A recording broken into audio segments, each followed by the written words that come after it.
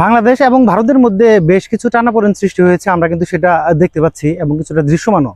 যেমন ভারতে যে বাংলাদেশের দূতাবাস, সেখানে কিন্তু হামলা হয়েছে এবং পতাকা পুড়িয়ে দেওয়া হয়েছে।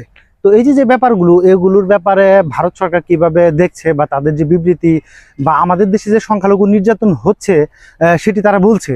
কিন্তু এই যে যে ভারতীয় মিডিয়ার যে প্রোপাগান্ডা অথবা আমরা তাদের যে সোশ্যাল মিডিয়ার যে বড় প্রভাব, সেটিও কিন্তু আমরা দেখতে পাচ্ছি যে ব্রিটিশ হাইকমিশন থেকেও কিন্তু এক ধরনের সতর্কতামূলক বিবৃতি জারি করা হয়েছে। আসলে আমাদের দেশের যে সোশ্যাল মিডিয়ার রিচ, তার চেয়ে কিন্তু যে ভারতীয় সোশ্যাল মিডিয়া, সেটার রিচ কিন্তু আন্তর্জাতিকভাবে অনেক বেশি। তো এটি একটি প্রভাব, তারা মিডিয়ার প্রভাব খাটিয়ে আমরা কিন্তু ভারতের যে মিডিয়া, সেটিকে গদি মিডিয়া নামে চিনি। তো এটি একটি ব্যাপার। ভারত কিন্তু চাইলে একটি টিম পাঠিয়ে বাংলাদেশে দেখতে পারে যে আসলে সংখ্যালঘু নির্যাতন বা তারা চাপে আছে কিনা।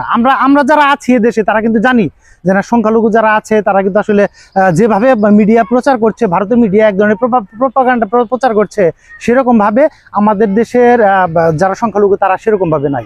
অবশ্যই তারা ভালো আছে। যারা বিগত সরকারের খুব বেশি ছিল, সংস্পর্শে ছিল, তারা হয়তো বা কিছু হয়েছে, আক্রান্ত হয়েছে, সেটি তো আসলে অন্যান্য তো ইয়েরও হয়েছে, মুসলমান সহ অন্যান্য গোষ্ঠীরও হয়েছে। তো এই যে ব্যাপারটি, এটা আসলে ওইটি জাতপাত না দেখে এটা আসলে জাতি হিসেবে দেখা উচিত। বা একটি আমাদের যে বাঙালি জাতির যে একটি বড় উত্থান, এর ফলে যে একটি পরিবর্তন, সে পরিবর্তনের নেপথ্যে কিছু ঘটনা তো ঘটেছে, সেটি আমরা জানি।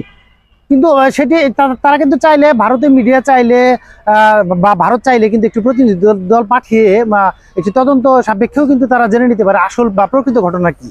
তো আপনার যদি ভিন্ন মত থাকে বা আপনার যদি অন্য কোনো পরামর্শ থাকে, তাহলে ভিডিও কমেন্ট সেকশনে কমেন্ট করতে পারেন। ধন্যবাদ।